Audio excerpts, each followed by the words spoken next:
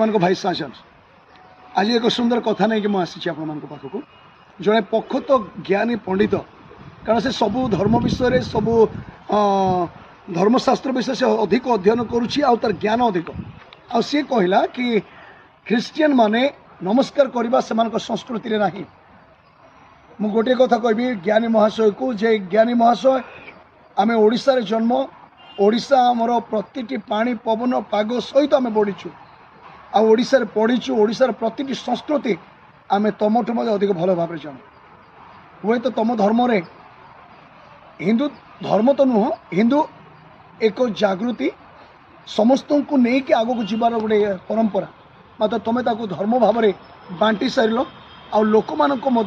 विभ्राट सृष्टि कल भेदभाव सृष्टि कल आम ओडिशा ये गर्वित ओडिशा कहीकि ओडिया कहीकि कारण ओडिशा रे जहाँ परंपरा अच्छे आमर बोले आम भावुँ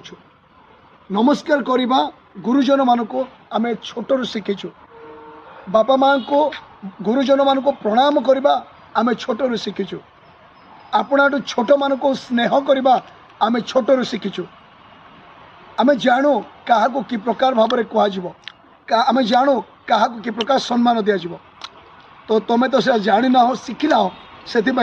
छोट को तमें छोट को बड़ को तमें कहीपर जो मैंने माँ बापा को सम्मान करना वृद्धाश्रम छाड़ुं से माने ख्रिस्टियन मान को ज्ञान दौरान जो मैंने निज भाई मान को जापार धन सकाश मारी दौरान जीवन में से माने ख्रिस्टियन मान को ज्ञान शिखा भाई प्रथम निज परिवार को सजाड़ तापर अन्य को सजाड़ प्रथम निज संस्कार को शिख तापर अन्य को संस्कार शिखेब प्रथम निजर कल्चर को ठीक लिभाओ तापर अन्य को शिखेब प्रथम निजर संस्कृति को निजर परंपरा को शिख तापर अन्य को कहब कारण तुम जन को आंगुठी देखा चारोटी आंगुठी तुमको निजक देखा से मु गोटे कथा कहबी जे जेते दिन जाए बंचीच एमती किसी कार्य कर जो अन्य माने तुम गर्व अनुभव करेंगे भेदभाव सृष्टि करके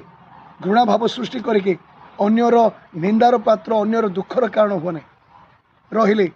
ए भाई ए वीडियोटा से भाई को शेयर करो अधिक आपण मान मत जनाओ जदि मु भूल कही मुझे आउ ठीक कहीपरि से मत सपोर्ट करो धन्यवाद जय हिंद